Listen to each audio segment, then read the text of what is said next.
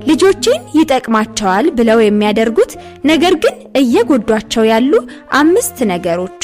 ልጆች መልካም ሲሆኑና ሙሉ ተሰጧቸውን አውጥተው ሲጠቀሙ ማየት የብዙ ወላጆች ህልም ነው። ለዚህም ወላጆች ይጠቅማል ብለው የሚያስቡትን ብዙ ነገሮች ሲያደርጉ ይስተዋላሉ። ማንም ሰው እንዴት ወላጅ መሆን እንዳለበት አውቆ አልተወለደም። በሚገርም ሁኔታ አንዳንድ ወላጆች ማድረግ ያለባቸው ነገሮች ላይ ትኩረት ስለሚያበዙ ልጆቻቸው ላይ ማድረግ የሌለባቸውን ነገሮች ይረሳሉ። አንዳንድ ጊዜ ልጅ ማሳደግ ቀላል ላይሆን ይችላል። ስለዚህ ልጆን በተመለከተ ፈጽሞ ማድረግ የሌለቦትን 5 ነገሮችን ቀጥለን እንመልከት። አንደኛ፣ ልጆን ችላ ማለት። ምንም እንኳን ወላጆች ከልባቸው ባይሆንም ልጆችን ችላ ማለት የተለመደ ነው። ለልጆ የመደቡት ጊዜ 20 ደቂቃ እንኳን ብትሆን በዛን ሰዓት የእርሶ ሙሉ ትኩረት ለልጆ አስፈላጊ ነው። ከልጆ ጋር የተወሰነ ጊዜ አሳልፉ። ጥናቶች እንደሚያሳዩት ወላጆች ለልጆች የሚሰጡት ጊዜ የወላጆችን ሙሉ ትኩረት ያላነገበ ከሆነ ልጆች ወጣ የማለትና መጥፎ ባህሪ የመፍጠር እድላቸው ከፍተኛ ነው። በአንጻሩ ከልጆ ጋር መልካም ጊዜ ማሳለፍ ፍቅርና ደህንነት እንዲሰማቸው ይረዳቸዋል። ልጆች የእግዚአብሔር ስጦታዎች ብቻ ሳይሆኑ አደራዎችም ናቸውና ችላ ልንላቸው አይገባም። ሁለተኛ፣ ልጆን ከሌሎች ልጆች ጋር ማወዳደር።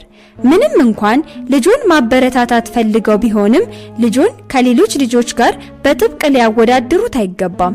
የታላቁን ወይንም የአቻውን መልካም ፈለግ አብነት አድርጎ እንዲማር መምከር በጎ ሆኖ ሳለ አሉታዊ ተጽዕኖ የሚያሳድሩ ውድድሮችን ማድረግ ግን ልጆችን ወደ ኋላ የሚያስቀር ነገር ነው። ለምሳሌ ታላቅ ወንድምህ ጎበዝ ነው፣ አንተ ግን ሰነፍ ነህ፣ ምክንያቱም አንተ እንደሱ አታጠናም ከማለት ይልቅ ታላቅ ወንድምህ እንዳንተ ትንሽ እያለ ያጠና ነበር፣ ለዚህ ነው ዛሬ ጎበዝ ሆኖ፣ ስለዚህ አንተም ዛሬ ብታጠና እንደሱ ትልቅ ስትሆን ጎበዝ መሆን ትችላለህ በማለት ማናገር ይሻላል። ቤተክርስቲያንም የምታስተምረን ይህንኑ ነው። የቅዱሳንን ፈለግ እንድንከተል ትመክረናለች እንጂ ከቅዱሳን ጋር አወዳድራ እንደነሱ እንደማንሆን አታረዳንም። ስለዚህ እንደ ወላጅ ልጆችን ከሌላ ልጅ ጋር በማነጻጸር ለራሳቸው ያላቸው ግምት እንዲወርድና ደግሞ ነገሮችን እንዳይሞክሩ ከማድረግ ይልቅ መክሊታቸው እንዲወጣና እንዲለወጡ ማገዝ አለብን። ሶስተኛ፣ ለልጆ ካሉት ፍቅር የተነሳ ሁሉንም እሺ ማለት። ልጆ የማይጠቅማትንም ነገር ልትጠይቅ ትችላለች። ነገር ግን የሚጠቅማትን ፈቅዶ የማይጠቅማትን መከልከል የወላጅ ኃላፊነት ነው። አንዳንድ ወላጆች ለልጆቻቸው ካላቸው ጥግ የሌለው ፍቅር የተነሳ ሁሉንም ነገር ሲፈቅዱ ይስተዋላሉ። ይህ አካሄድ ለልጆ የወደፊት ሕይወት አደገኛ ነው። በሌላ በኩል ከልጆ ጋር በጥልቅ መቀራረብ ወይንም ጓደኝነት ለመመስረት ሲሞክሩ እርሶ ወላጅ መሆኑን ሊዘነጉ ይችላሉ። ልጆ በግልጽ ቀርባ እንድታናግሮ መሞከር አስፈላጊ ሆኖ ሳለ ቅርርባቸው መመሪያና እርማት ለመስጠትም የተመቸ መሆኑን ሊያረጋግጡ ይገባል። ማድረግ ስለምትችላቸውና ስለማትችላቸው ነገሮች ግልጽ የሆኑ ድንበሮችን መዘርጋት አለቦት። ይህን ካደረጉ ልጆን በወደፊት ሕይወት ውስጥ ተቀባይነት ያለውንና የሌለውን ነገር እንዲረዳ እየረዱት ነው። የጥበብንም ቃል እየተገበሩ ነው። በጎልማሳነቱ ሳለ ልጅህን ስድ አትልቀቀው፣ በስህተቱም ጊዜ ቸል አትበለው። መጽሐፈ ሲራክ ምዕራፍ 30 ቁጥር 11። አራተኛ፣ ልጆ ግልጽ ሆኖ ከእርሶ ጋር የሚያወራበትን ባህል አለማዳበር።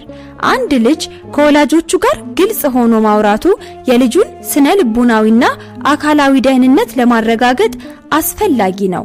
ልጆ እርሶን ለማውራት የሚፈራና የሚተባ እርሶም እጅግ ተቆጪ ከሆኑ ልጆ እየደበቆት ያለ ነገር አለ ማለት ነው። ይህ ድብብቆሽ የልጆን ደህንነትና የቤተሰቡን ሰላም አደጋ ላይ የሚጥል ነገር ሊያስከትል ይችላል። አምስተኛ፣ ልጆችን በመንከባከብ ውስጥ ራስን መጣል። ልጆችን ማሳደግ ቀላል አይደለም። እንደውም ብዙ ወላጆች ከባድ እንደሆነ ያስረዳሉ። ለዚህም ነው ወላጆች ስለ ልጆቻቸው ሲተጉ የራሳቸውን ደህንነት ዘንግተው የሚታዩት። ከሁሉ አስቀድሞ ሁሉም ወላጅ ሊያስተውለው የሚገባው ነገር ቢኖር የራስ ደህንነትን ነው። ልጆቹን ማሳደግ የሚችሉት እርሶ ደህናና ጤነኛ ሲሆኑ ነውና። በእርግጥም ሌሎችን በሚንከባከቡበት ወቅት ራስዎን መንከባከብን ሊረሱ ይችላሉ። ነገር ግን በተቻለ መጠን ራስዎን መንከባከብ አለቦ። የእርሶ መኖር ለልጆ እድገት አስፈላጊ ነውና የራስዎንም አካላዊና መንፈሳዊ ደህንነት ለመጠበቅ ይትጉ። እርሶ ወላጆች ልጆቻቸው ላይ ማድረግ የለባቸውም ብለው የሚያስቡት ነገር አሎት? እንግዲያውስ ሌሎች ወላጆች አውቀው ሊጠቀሙበት ይችላሉና ኮሜንት በማድረግ ሐሳቦን ያኖሩልን። እንዲሁም ይህን ቪዲዮ ላይክ ማድረጎንና ይጠቅመዋል ብለው ለሚያስቡት ሰው ማካፈሉን አይዘንጉ። በሌላ ድንቅ ሰሌዳ እስክንገናኝ ቸርን ሰንብት። ወስብሐት ለእግዚአብሔር ወለወላዲቱ ድንግል ወለመስቀሉ ክቡር አሜን።